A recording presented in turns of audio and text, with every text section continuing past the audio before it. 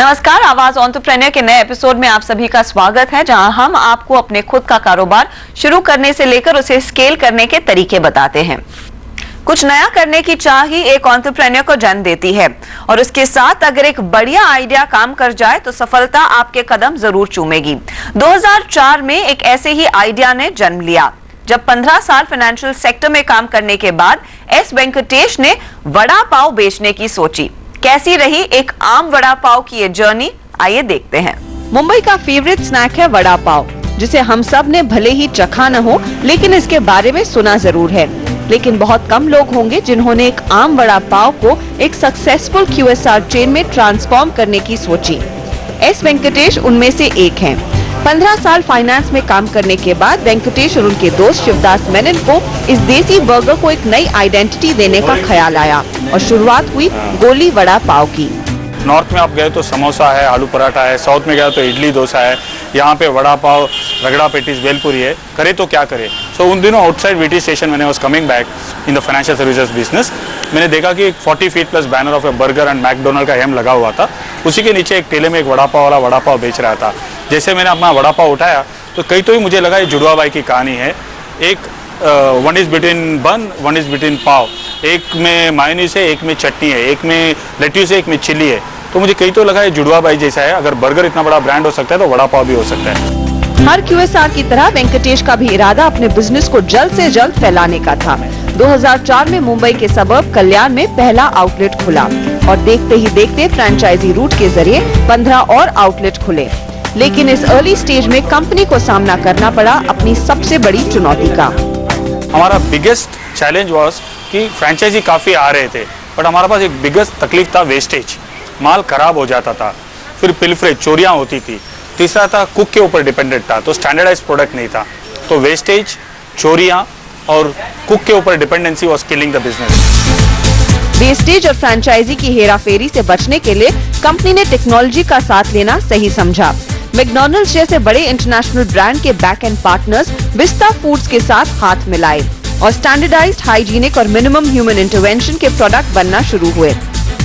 Vista food करके एक company है इंडिया में, उनसे जाके हमने बातचीत की, उनको हमारी स्टोरी अच्छी लगी और उन्होंने हमारे लिए एक बैक एंड पार्टनरशिप बनाया, जिसके वजह से हर वड़ा जो हमारे 275 आउटलेट्स में मिलता है वो विस्ता फूड्स के प्लांट में बना। एवरी वड़ा मेटल डिटेक्टर और एक्सरे मशीन से जाने लगा, फुल्ली ऑटोमेटिक प्लांट, आदमी का हाथ नहीं लगता था।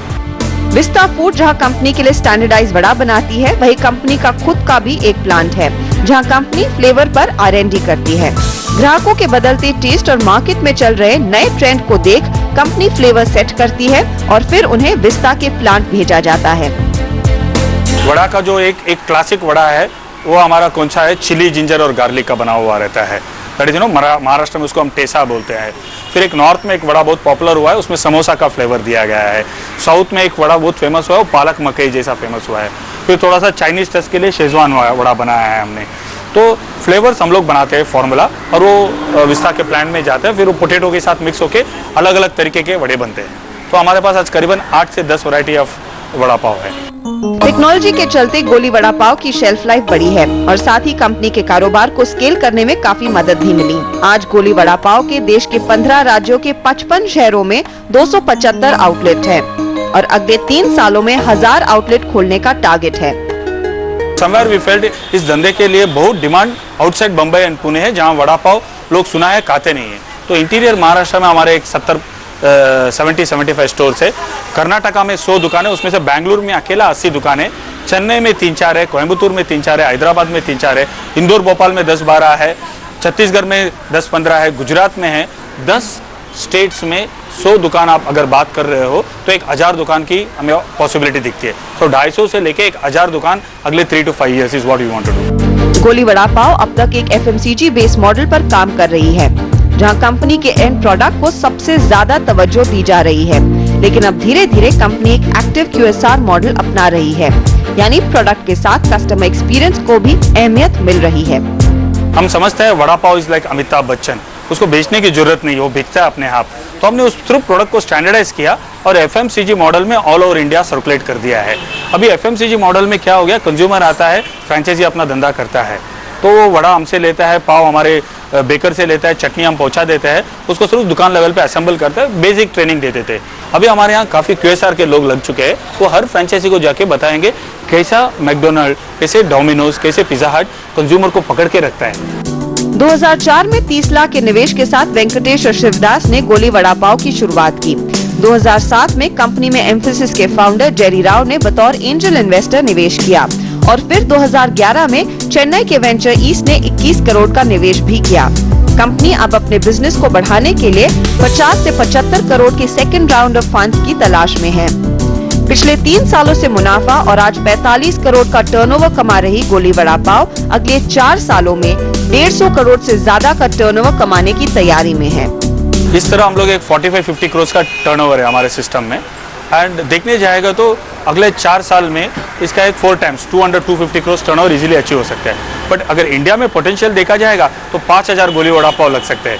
This is what the high street model, 200 square feet का दुकान, 1000 दुकान, फिर स्कूल से, कॉलेजेस से, बड़े बड़े BPO से, ऑफिस से, रेलवे स्टेशन से, एयरपोर्ट से, उसमें कियोस्क मॉडल लग जाएगा, कम से कम 3000 मॉडल दुकान लग जाएगा। फिर दुबई से इंक्वायरी आया, UK से इंक्वायरी आया, US से, वो दैट इज गोली इंटरनेशनल। तो गोली जो रेगुलर मॉडल है, ये जो मॉडल है, इसमें ही हमको एक दिख रहा है 200 करोड़ का टर्नओवर। गोली वड़ा पाव के देश में कंपनी ओन तकरीबन 10 स्टोर है, बाकी स्टोर फ्रेंचाइजी मॉडल पर ही काम कर रहे हैं। कंपनी अब अपने नए फेज में फ्रेंचाइजी रूट, कियोस्क और मुंबई के बाहर के मार्केट पर जोर दे रही है। और franchisees are basically consumers, middle class people जिनको फूड बिजनेस करना है, बट उनको झमेला नहीं चाहिए, सवेरे जाके आलू लाओ, पाव लाओ, चटनी बनाओ, कुक के ऊपर डिपेंडेंसी, उनके लिए एक सिंपल मॉडल है। तो वो लोग 10 से 12 लाख एक दुकान में इन्वेस्ट करते हैं, इंटीरियर पे, इक्विपमेंट पे और फ्रेंचाइजी फी पे, और वो लोग अपना दुकान चालू है। एक दुकान 3 स्टाफ से चालू होता है, एक फ्राइंग करता है, एक पैकिंग करता है और एक कस्टमर को संभालता है। So the model is 10 to 12 lakhs with 3 people। Technology के दम पर मुंबई की गलियों से आगे गोली वड़ा पाव सिर्फ देश ही नहीं बल्कि विदेश में भी वड़ा पाव ले जाने का लक्ष्य रखती है। We wish them all the best। गोली वड़ा पाव की कहानी इंस्पायरिंग तो है ही, लेकिन इसमें खास बात भी है कि इनका business word of mouth publicity से बड़ा है। इनका प्रोडक्ट इतना शानदार था कि कंपनी को आज तक कभी मार्केटिंग या फिर एडवर्टाइजिंग पर पैसे खर्च नहीं करने पड़े। इनकी सर्विसेज से खुश हुए कस्टमर्स ने ही ब्रांड की पब्लिसिटी की। फिलहाल लेंगे एक छोटा ब्रेक, लेकिन आप बने रहिए CNBC आवाज के साथ।